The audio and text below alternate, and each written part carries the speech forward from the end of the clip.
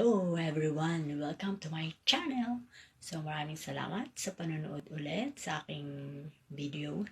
Ayan, topic po natin is yung about sa ating mga employer at mga amo sa iba't ibang bansa, no?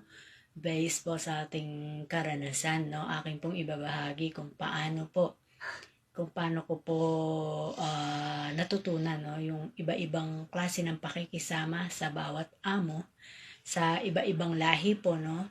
Mapa-Pilipino man yan, Taiwanese, Singaporean, Malaysian, tsaka dito na po sa Hong Kong, yan.